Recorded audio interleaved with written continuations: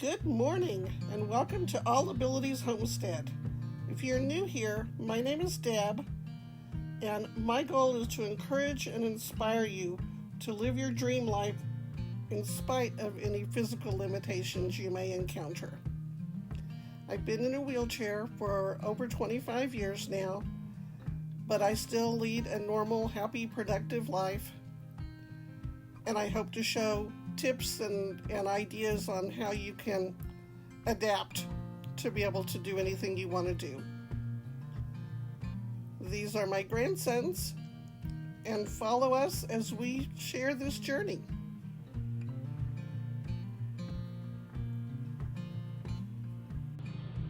Welcome back. Today we are going to talk about budget meal planning and avoiding the grocery store. Because if you are on a tight budget, you don't want to go in that door any more than you have to. Every time you go in, you are more likely to pick up things you didn't intend to buy, and your total's going to suffer from that. I am feeding 6 people on $400 a month. It's a lot of fun to watch the YouTube videos where people are going to Costco and they're just randomly picking up things and, oh, that looks good, and throwing it in the basket. And then they get ready to check out and they're spending $1,000 or $700 without even blinking. I can't afford to do that. And if you can, more power to you. But I don't want to do that. Even if I had that much money, I've got other things I'd rather spend it on. So I would like to shop smarter and think it through before I go in, and try and limit that grocery haul to just once a month if I can. So today I'm going to go through the steps that I have always gone through. At one point when I had all my kids at home, my budget was a little higher because I was feeding teenage boys, and teenage boys can eat. But first of all, let's talk about the grocery store. They count on every time you go in, you're going to impulse buy. When you see sale flyers, and every store will put out a different flyer every week. I don't have a lot of choices here, so I can't pick and choose from different stores. But you will see things that are called loss leaders. And that's a psychological thing that your grocery store does to get you in the door.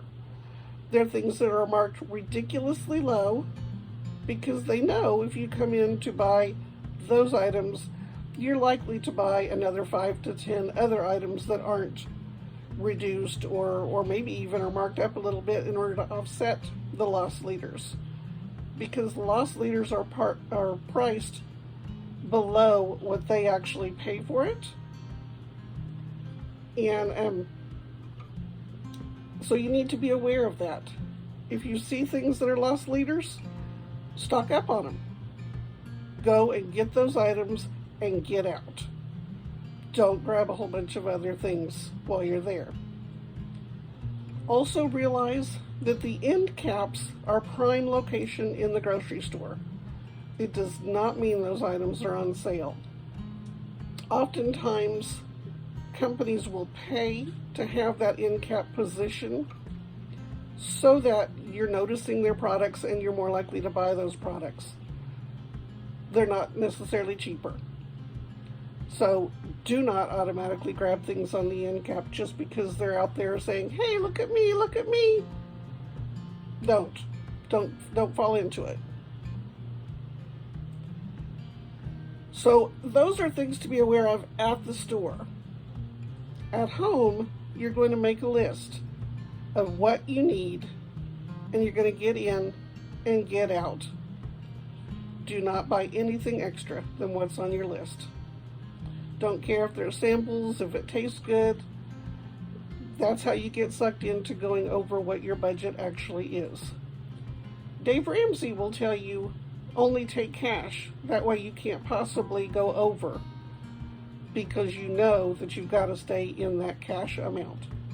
I don't always take cash, but I do stick to my list. So I'm going to go through the steps that I usually follow. The first thing I do is I have a write-on wipe-off board, and I plan out the entire month on that write-on wipe-off board. If I were to look at every day individually, it would be overwhelming. I would think there's no way I can come up with enough meals for that. So what I do is I pick a theme for each day of the week. Some people say Taco Tuesday. Well, if we had tacos every single Tuesday, people would be getting burnt out on tacos. So instead I say Mexican Tuesday. We still call it Taco Tuesday, but it just means that it's going to be something Mexican related. So one week it might be tacos. Another week it might be burritos. Another week it might be fajita chicken with vegetables and a Mexican rice. So I go through on another piece of paper and I think of every Mexican dish I know how to make. I just write it all down in one list. So those are the ones I'm going to rotate out on Tuesdays. I know that Thursdays are our busiest days of the week, and people are getting home at different times of the day and night, so I need to make something that is easy to grab and eat whenever they're available to eat. So it's not everybody has to be home by 5:30 or 6 o'clock to eat dinner. So generally what that means is crock pot. Most of the time it's soup. And so then I go through and I make a list of all the soups that I know how to make. The Olive Garden Zuppa Toscana, lasagna soup, enchilada soup, stew I count as a soup, beans and cornbread I count as a soup. So think of everything, every kind of soup that you know how to make. Loaded potato soup. And I write all of that down in a list. So then I know that I'm going to rotate through those on my Thursdays. Then I look at things like pasta. Wednesday is our pasta day. So I think of every pasta dish that I know how to make. Spaghetti and meatballs, fettuccine alfredo and baked chicken breast, macaroni and cheese.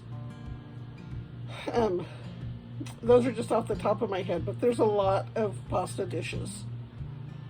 That way we're not doing a pasta dish 2 days in a row. That way we're not doing Mexican 2 days in a row. Because you know that if you don't have a plan, if you don't have a list, then you get to dinner time and you go, oh man, I'm tired. What's easy? And you just grab something out of the cabinet. And so for my daughter's case, she was making spaghetti and meatballs every week. And it wasn't long until everybody was tired of spaghetti and meatballs. So you could also do spaghetti and meat sauce. You could do penne and Italian sausage. You can do spaghetti casserole. So those are all different variations of an Italian pasta dish, but it's mixing it up a little so that you're not doing the same thing every single week. Generally Fridays I try and do fish. We're not Catholic, but a long time ago I convinced my 13-year-old grandson that fish is brain food, and so he is all about it. He will eat pretty much any kind of fish. So I try and plan something, and it doesn't necessarily mean baked fish or batter fried fish or fish sticks. Sometimes it might be tuna casserole. So I think of everything I know how to make that is fish or seafood related if I happen to find a good deal on seafood. Saturdays are always, my daughter calls it FFYS, or Fend for Yourself. I call it yo-yo, which is you're on your own. But basically, Saturdays are we're using up any leftovers that are in the fridge. It's the fridge clean out day, and anything that we've had all week, that's what dinner is on Saturday. Sunday's kind of a wild card because that's the day that I have everybody at home. My son-in-law's home, my daughter's home, and the 13-year-old grandson is learning to cook, and so he's home. So I generally don't plan Sunday. They each take a turn and plan on something that they want to cook or that they know how to cook. So that might be the day that my son-in-law grills burgers or smokes ribs. It might be the day that my grandson decides that he is going to cook something that he knows how to make, which he knows how to make ravioli. It was one of the things he learned, I don't know, like 5 years ago. So that's their day to figure it out. They just have to let me know so that I can put it on the board and make sure we have all the ingredients. So back to the board. By filling that all in and putting it up on the wall, then everybody is aware of what dinner is. And my family really likes that. They like to be able to see in the morning before they leave, oh, okay, today we're having fettuccine alfredo or basil pesto. And they count on it. If I decide I just don't feel like making that day and I'm going to change it, I hear about it. Everybody is up in an uproar. Oh no, the board said we were having basil pesto. I counted on basil pesto. So we stick to what's on the board. I will go into more steps on how I make my shopping list, how I arrange everything for going to the store. Let me move into the kitchen, and as much as I hate to do this, I'm going to show you the inside of my freezer. Okay, so we are in my dining room. Here at my daughter's house, we had to put my freezer in the dining room because there are steps down into the garage, which means if the freezer's out in the garage, then I can't get to it. And I wouldn't be able to tell what all I had. I'd have to count on other people to go check it for me.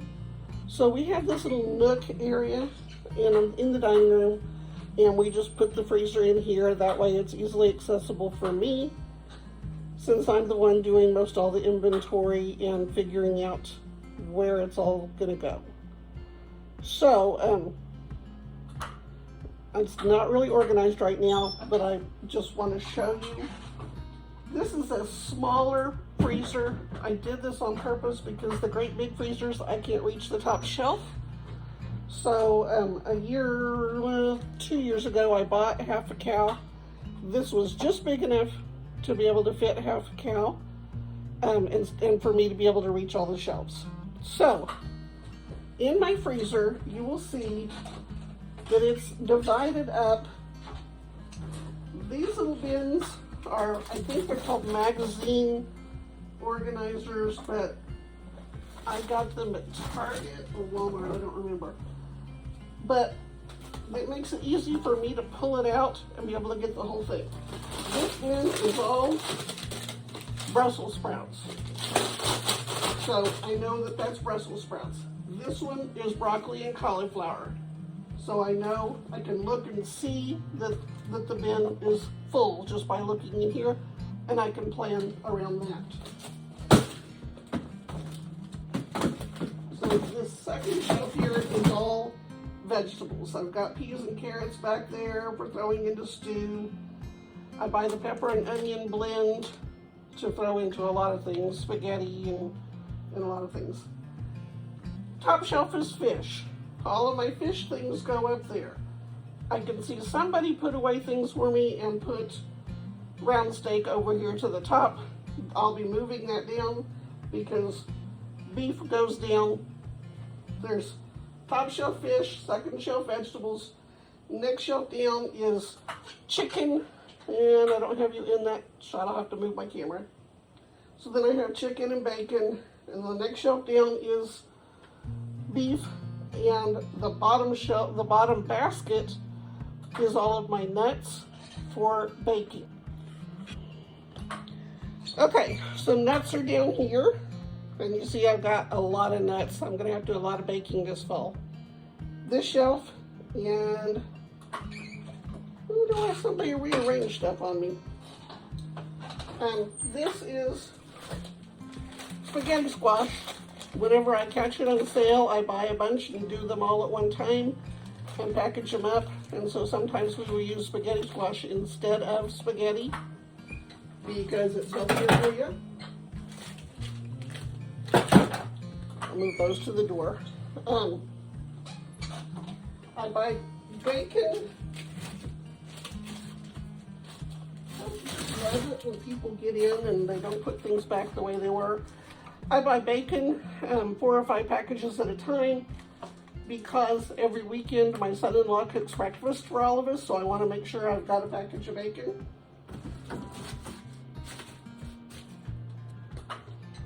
So, in general, it's fish, vegetables, chicken, and pork products, and beef, and ham. I got a ham down there too. I'll be having to come up with something to do with that soon. So I inventory what I've got in here, not really close. Some people keep a detailed list. I just kind of visually look at it and know what I've got where and what I'm going to need to get at the store for the meals that I'm going to be making. So now I have an idea of what all I have in my freezer, what all proteins and things like that are in there, and some of the vegetables. Now I go back to the list that I made with all the meals that I know how to cook. And I start filling in my write-on wipe-off board with the meals for each category. Mexican night, pasta night, soup. So I know what I've got in the freezer. I look at what I've got meal-wise that will mostly use what I've already got in the freezer and fill in the whole month. If I were in Alaska, I would do this for 6 months because I don't want to have to go to the store any more than I have to in snowy or cold temperature. I could do it, but getting it all moved into the house and dealt with when it's cold, I just don't like to. So the longer I can go without having to go to the store, the better. So I've gone through and I filled in my write-on wipe-off board with all of the meals for the month. Then I sit down and I look at exactly the ingredients that each meal needs. And I say, well, okay, this one needs meatballs, but I know I've got a bag of meatballs in the freezer, so I don't need that part. I know I need spaghetti, so I'll look in the cabinet and see how many packages of spaghetti I have. And so then, just go through each meal ingredients and make the list according to that. So then I have my list and I'm going to the store. Now, just because those are all the things on my list, I'm going to go back on something I said earlier. Because the first thing I do is I go to the meat section and I look for any meats that are on markdown. And those are generally things that are getting within a day or two of their sell-by date. And sell-by just means that you either need to use it or put it in the freezer by that date. So I'll go look for markdowns. If there are meats on markdown that I can use this month, great. If they weren't in my plan, but they're still a really good deal, I go ahead and buy them and stick them in the freezer, and I'll plan them into the rotation for next month. I also look at whatever the loss leaders are, because sometimes they're ridiculously cheap. Like you might get tomato sauce for 59 cents a can. Well, if that's the case, and if that's less than half of what they have been, I'm going to go ahead and get probably 5 or 6 of them to stick them in the cabinet, because it's a good price. But other than the loss leaders and the meat markdown, I stick to my list. So I go through the store and I get all the items that I need, and I get out because I don't want to impulse buy. I don't go up and down aisles that I know I don't need anything on that aisle. I don't wander around with a cappuccino looking at everything else in the store, because I know that if I go wandering around, I'm going to buy more than I intended to buy. The stores know that too.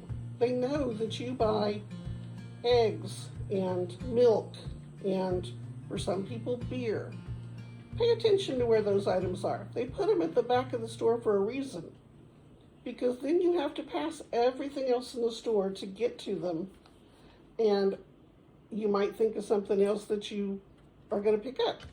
You might notice those things on the end cap and say, oh, well, look, they've got whatever on the end cap. Don't. Just don't. So what I'm telling you is go in and get what you came for, and get back out. That's how you stick to your budget. That's how you stay within what you're wanting to spend. So then I get home and I unpack everything and put it all away. And I double check my list to see if there was anything else that I needed to plan on for the month, or anything that I might have forgot at the store or anything like that. Because I do know in 2 weeks I will have to go back in, number one, to get milk, because we go through a lot of milk here with my grandsons. And number two, I'm going to get salad ingredients, because I always keep a big salad in the refrigerator. If your mama didn't teach you this, let me tell you, the way to get a salad to last for a whole week is the biggest problems with salad are moisture and metal knives. So your salad bowl that you're going to prep the whole thing in, take a paper towel, fold it over on itself about 3 or 4 times, put it in the bottom of the bowl before you add your ingredients, before you add your salad. That way it's absorbing the moisture and keeping your salad from going all mushy, soggy. And the other thing you want to have is a lettuce knife. A lot of people don't realize that there is a knife out there that is made of plastic. It's serrated, and I'm inserting the picture here. This prevents the brown edges on your lettuce. If you've ever wondered why your salad got all the little brown edges on it, it's because you're using a metal knife. If you don't have a salad knife, then you want to hand tear your lettuce, because otherwise it's going to go bad faster. The other tip I'll give you is the type of lettuce makes a difference. I'm trying that again because the cat was trying to help me. Iceberg lettuce goes bad faster and turns to mush much quicker than romaine or hearts of romaine or spinach. So choose your greens carefully, and that will help your salad to last longer. When you are making the salad, it's okay to add things in like carrots and broccoli florets and mushrooms and those type of things directly in with your lettuce. Avoid things that are watery, because again, moisture is the enemy of your salad. So if you want to do tomatoes, dice them up. Actually, before you dice them, clean out a lot of the pulp that's on the inside of the tomato where all the seeds are, because that is just all water. And then when you dice up your tomato, put it in a separate container and just add it like a salad bar at the table. Just put it out and let people add it to their salad themselves. Same thing with cucumbers. Don't put it in the salad bowl. That way your salad's going to get through pretty much a week, assuming it doesn't get eaten that fast. Usually I cut up about 4 heads of romaine lettuce at a time, and that gets us through a week. So I guess those are all the tips I can give you for salad and probably also for shopping. Those are the important things to remember. If you have any particular questions or if you've got tips on what you do to stay in a budget, please leave them below. And I'll see you next week. Have a blessed day.